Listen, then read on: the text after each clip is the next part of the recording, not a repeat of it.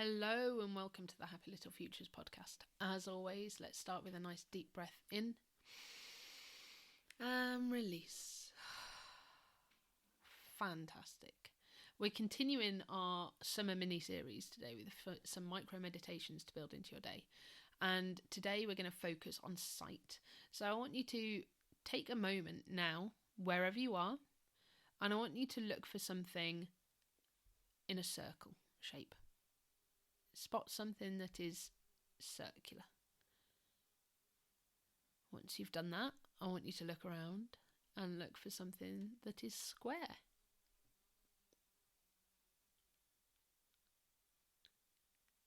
And when you've done that, just take a moment and look for something that's triangle shaped.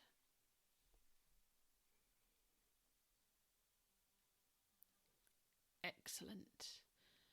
So what you've done is you've just stopped and you've engaged with your surroundings. You've engaged with that moment. You've looked and you've spotted things.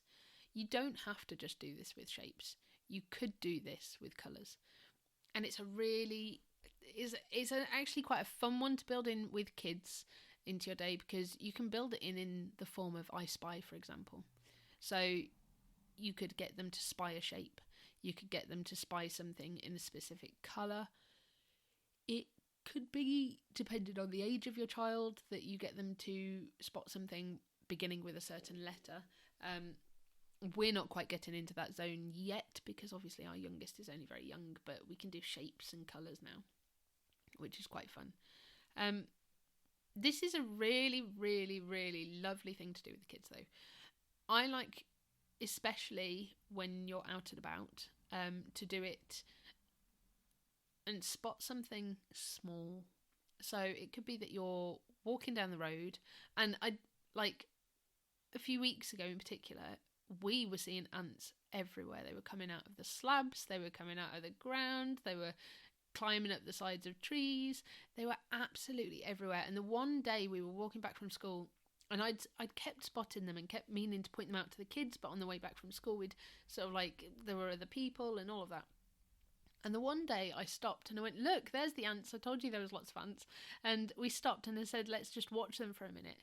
And as we were watching them, all of a sudden this crowd of other children appeared. And because we'd stopped and were watching the ants, other people came and started stopping and watching the ants. And then as they walked off, they were like, oh, look, there's some more, there's some more, there's some more.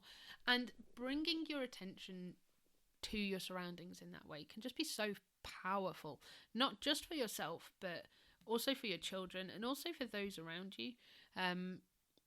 So, for example, if you saw a balloon floating up in the sky and sort of stopped to point at it with the kids, another person walking past might actually go, oh, what are they looking at? It's a very automatic response.